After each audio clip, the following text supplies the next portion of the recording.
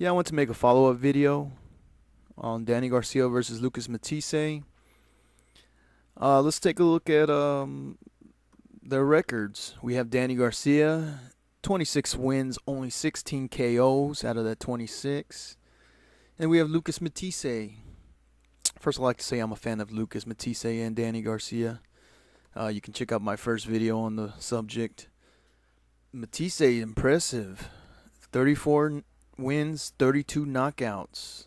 2 losses, which we can say he won. This is for the benefit of the doubt. Okay, let's take a look at his recent knockouts. We have Lamont Peterson. First off, Lamont Peterson, he recently failed a doping test. If you watch, he's been knocked down before multiple times in other fights. Example, Ortiz. I don't know what was keeping him up, but it seems like now that he failed a drug test, he passed a drug test, and now he gets knocked out pretty damn quick. He did have one rebound fight versus Kendall Holt where he stopped Kendall Holt fast. It was an ESPN fight. Lamont Peterson did look real wobbly in some of his other fights where he looked like he was I don't know what was holding him up. Mike Dallas had already been knocked out by Josecito Lopez. Ojose, we saw Ojose fight recently. He was real wobbly. He was hurt versus Hank Lundy. Of course, Hank Lundy's power is not a joke, but Hank Lundy was able to hurt him pretty easily. Humberto Soto was a lightweight who moved up in weight. Humberto Soto actually had Lucas Matthysse hurt 1 or 2 times. You could see if you watch the fight, a couple times you see Mathisse's legs wobbling around, getting kind of weak there. Humberto Soto was putting on a good fight. Lucas Matthysse landed a shot after the bell, knocked him down. I don't think he really recovered from that one. Soon after, Matthysse slowly, little by little, kept catching him till finally he stopped him. We got Angel Martinez. Angel Martinez had only lost 1 fight before this. I don't know who it was. Let's check it out. Let's see. Oh, he had already been knocked out by Ricardo Dominguez. Okay, so he had knocked him out, but he had already been knocked out. Let's see. Sergio Omar, he already had 10 losses. He's not even worth looking. I guess that was a warm-up fight. Devin Alexander, he couldn't stop Devin Alexander. But let's face it, Devin Alexander's a Class A fighter. He did knock Devin Alexander down. Devin Alexander was able to finish the fight. He put in a good fight. That was an amazing fight. I really like it. It's really enjoyable. You should go watch it again. It's fun. It's a fun fight to watch. DeMarcus Corley, he had been knocked out previously in that fight. Zab Judah, he knocked down Zab Judah. Zab Judah took a knee in that one. He did look hurt, though. But he did take a knee. He wasn't really knocked out down in his place like he was versus Danny Garcia. And then we have, let's see, we're going down. We got this bunch of no-name guys. Vivian Harris, but Vivian Harris had already been knocked out before he fought Matthysse. These are a bunch of no-name guys. Most of these, it's hard to compare like early fights because most of these early fights are a bunch of bums. Every once in a while, you'll come across one that only had 1 loss. Like he fought Diego Jesus Ponce. He got knocked out by Lucas. That was his first knockout though, but he has been knocked out multiple times after that. I do believe Lucas has a lot of power. He does.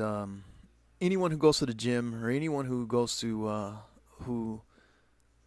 gym and listens to people punching the bags and stuff, or you punch, maybe you have a bag at your house or something. I mean, you know the difference in what a hard punch sounds like. You can hear that thud when Lucas punches people. It's a hard thud, which comes from power. Usually the hard thud comes from slow, hard punching. Let's see. He's gonna fight Danny Garcia. Danny Garcia only has 16 knockouts. He knocked Zab down, but he knocked Zab on his ass, and he split Zab's face wide open.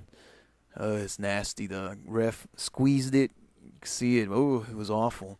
A lot of people say they thought Garcia was hurt versus Judah. He didn't look hurt to me. He looked like he at around the late rounds he got tired. His punches were real slow, and almost like he was just trying to. He wasn't throwing as many punches because he was tired. That's what it looked like to me. He didn't look like he was hurt. He never looked wobbly. A lot of people, I'm guessing, maybe they think he was hurt because of the announcers kept saying, "Oh, I think he's hurt. I think he's hurt." But you know, they say that shit all the time. Half the time, the commentators don't know what the hell they're talking about. Sometimes they try to read the mind of the boxer. Like, he thinks he's doing this because he thinks that and that and this, and I think he thinks this, and he's thinking that he's gonna tomorrow morning he's gonna eat for supper. He's gonna eat this, but then he thought that, and you know, I mean, come on, man. They get too into the damn what the boxer's thinking. They think they know what the boxer's hurt sometimes when he's not. He didn't look like none of his legs didn't look wobbly. It looked like he was trying to get away from Judah, but more because he would look like he was tired. His punches, if you watch his punches, they're going in slow motion because he's tired, man. That's what happens. You hit someone. You know, he was beating the hell out of Judah so long, his arms got tired. He was trying to take a break. He didn't look hurt, not one bit to me. And of course, you got Matthysse over there. I made a video on Matthysse and the way and how he's biased in some of the fights, and he puts his little 2 cents in there at the end of when they mention that Danny Garcia looks hurt, and then of course here comes Matthysse with his mind reading tactics. He's a mind reader like all the other commentators. He's like, Judah said I don't fade away. Anyone says I don't fade away, he's thinking I don't fade away. I don't fade away. Go listen to it. You'll see what I'm talking about. I don't know.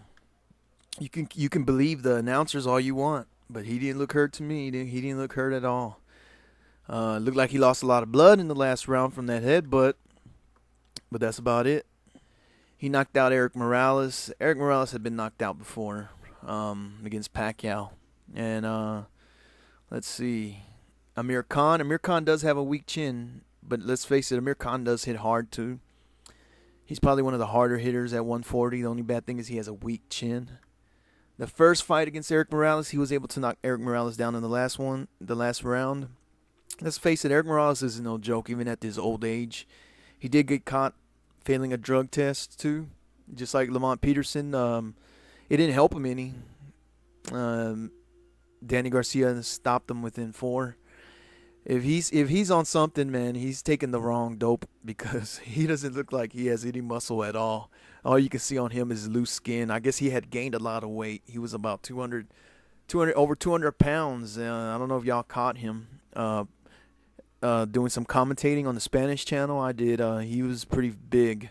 A lot of people say he's fat, but I think what it is he lost all that weight and he still had all that loose skin hanging off his body. So it made him look a lot more out of shape than he really was. I'm a real big fan of his style, his fighting, his feints, his tricks, his maneuvers he does in the ring.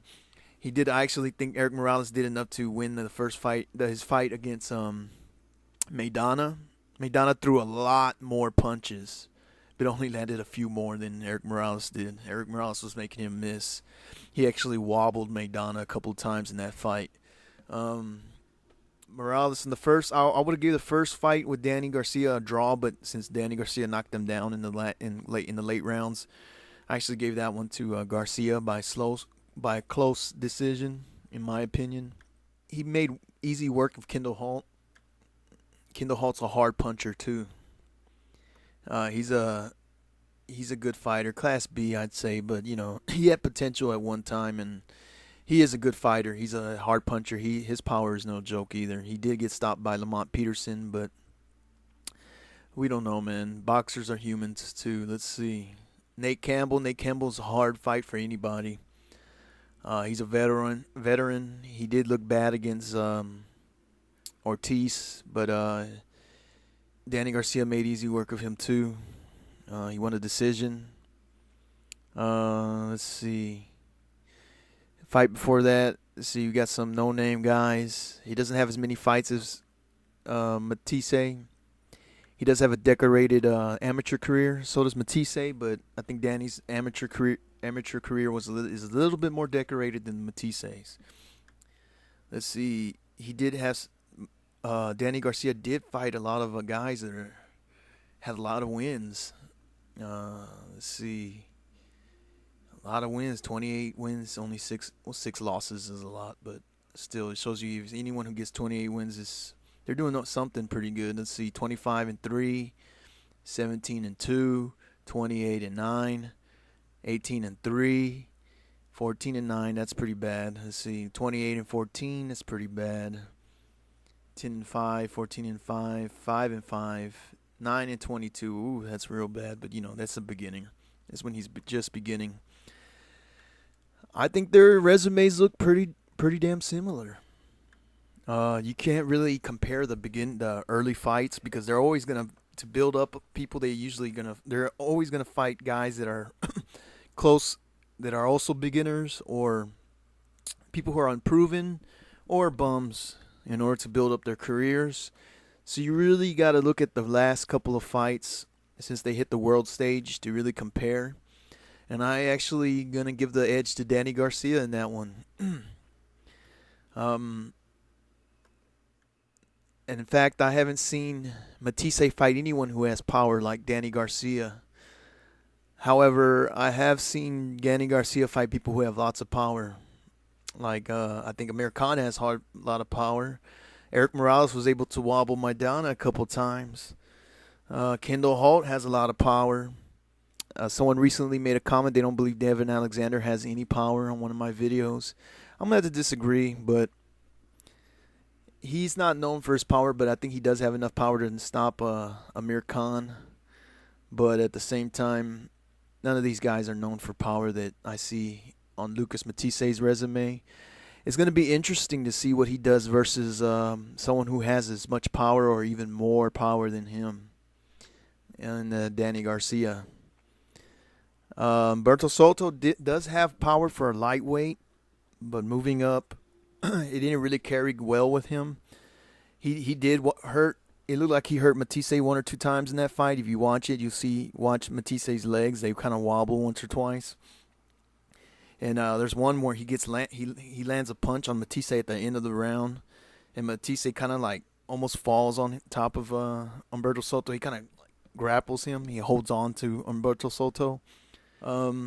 He looked like he was hurt right there, but not hurt bad. But Humberto Soto's a lightweight.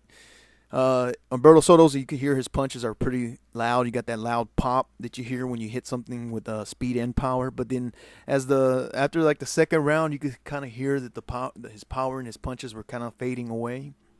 But he was throwing a lot of punches. He was hitting Matthysse a lot in that fight. Amazing combos. It's going to be interesting to see what Lucas Matthysse does when he fights someone who actually has power. I think Danny Garcia has the advantage in power. But I think Lucas Matthysse is not far behind. He has you can hear that thud in his punches where it's from slow, hard punches where he's putting weight in his punches, And then you hear Danny Garcia's punches have more of a pop, a loud pop to them, which is from speed and power. A lot of people are going to say Danny Garcia doesn't have speed. I'm going to have to disagree. I think what he does is when he fights people that are faster than him and he realizes that they're faster than him, he tries to counter more. And then when he fights people that are his speed or close to his speed or slower, then he puts on the speed. And let's face it, Lucas Matthysse is very slow.